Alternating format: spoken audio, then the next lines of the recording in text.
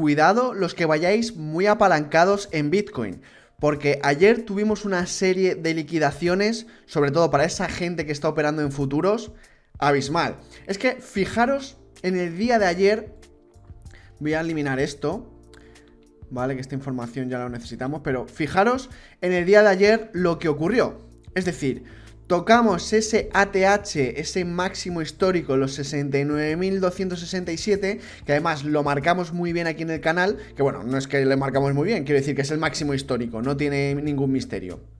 Pero fijaros cómo en el día de ayer tocamos ese máximo histórico, teníamos ahí pues órdenes de venta posiblemente de inversores de hace bastante tiempo, del ciclo anterior, que estaban esperando a que llegara al máximo histórico para vender de forma instantánea.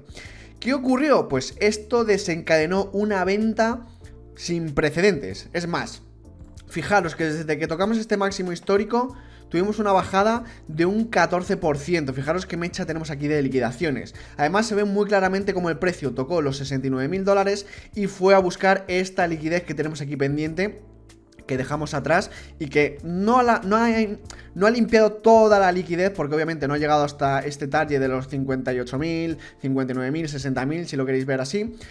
No llegó a penetrar en toda la liquidez, no llegó a limpiar todo, pero fijaros que hubo una limpieza bastante importante. Claro, esto... ¿Dónde lo tengo? Lo tengo por aquí. Si vemos el mapa de liquidaciones en las últimas 24 horas, pues fijaros que se liquidaron en largo más de 200 millones de dólares. Una verdadera locura. Y esto pues tiene una explicación muy lógica. Y es que al tocar al máximo histórico, pues muchos inversores tenían órdenes de liquidación que en cuanto llegáramos a este máximo histórico vender, ¿no? Pues seguramente muchos inversores que querían salir de Bitcoin en el momento que volviéramos a tocar este máximo histórico. Fijaros en el semanal. O sea, estamos teniendo subidas muy importantes, nada orgánicas. Lo llevo explicando en el canal semanas y lo voy a seguir explicando, no hay ningún tipo de problema. Toda esta liquidez que está entrando es a través de los ETFs de Bitcoin al contado, donde se están comprando millones de dólares en Bitcoin, pues todos los meses.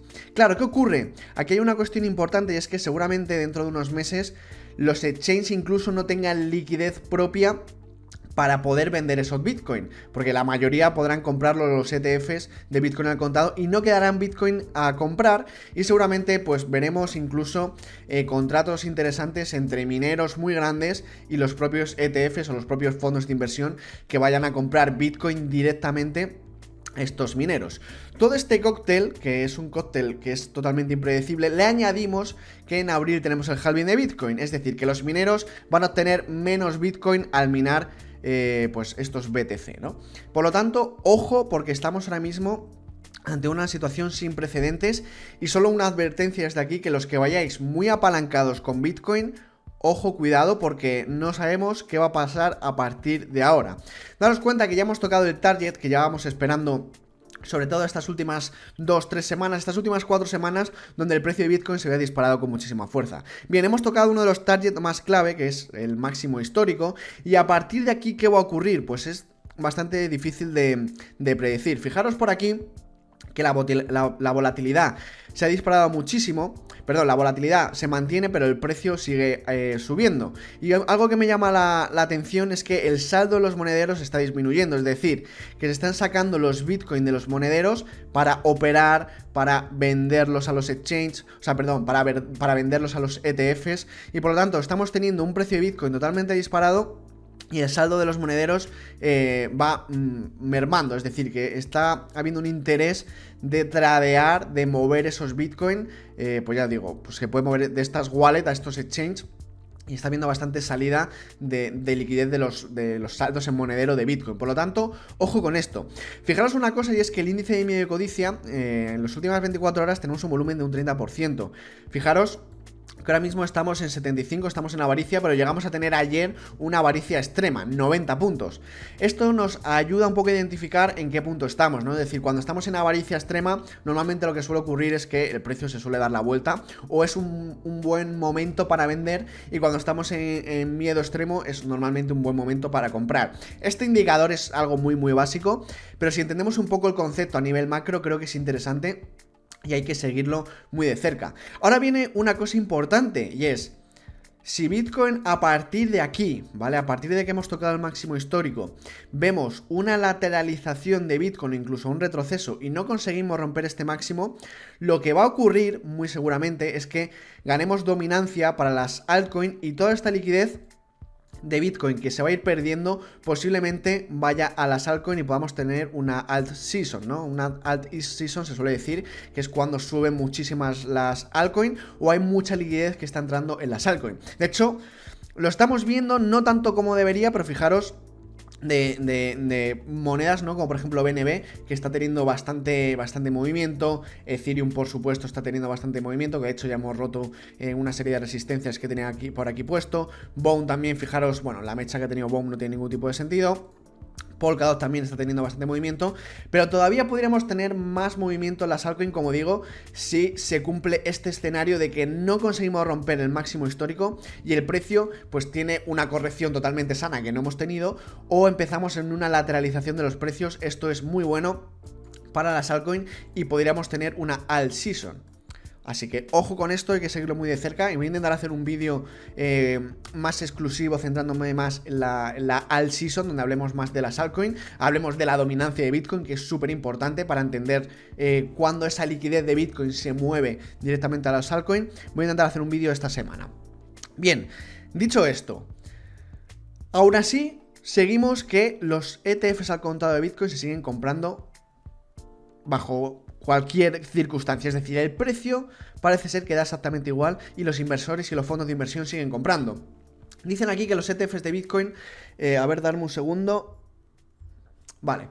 Fijaros que dicen aquí que los ETFs al contado de Bitcoin batieron otro récord de volumen, es decir, estamos teniendo un volumen en los ETFs brutal. Los ETFs de Bitcoin en Estados Unidos registraron un volumen de comercio de 10.000 millones de dólares el 5 de marzo, superando el récord de los 7.700 millones de la semana pasada. Es decir, seguimos teniendo cada vez tenemos más movimiento en los ETFs, más volumen, más compras. Y esto no sabemos el escenario que nos va a dejar, pero yo preveo que podamos ir a buscar los 100.000, 120.000 dólares pronto. Aunque, como digo siempre, no es consejo de inversión, simplemente es mi humilde opinión, ¿vale? ¿Por qué? Porque básicamente si rompemos este ATH, este máximo histórico, ya no tenemos información en el pasado para saber qué va a ocurrir con Bitcoin. Pero está claro que viendo este tipo de subidas, si las trasladamos, vamos a trasladar esta subida que sería de un 60%, si trasladamos esta subida a un 60% a partir de aquí arriba, estaríamos hablando de los 118.000 dólares. Y daros cuenta que no se ha iniciado el bullrun como tal, ¿vale? No se ha iniciado el bullrun como tal, por lo tanto los 100.000 dólares es un target bastante interesante.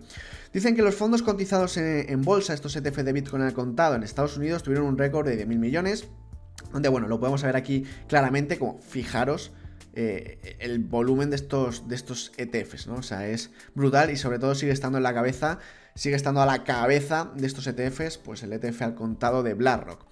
El analista de Bitcoin Alexandro publicó un volumen de comercio ligeramente inferior de 9,58 millones de dólares en estos fondos.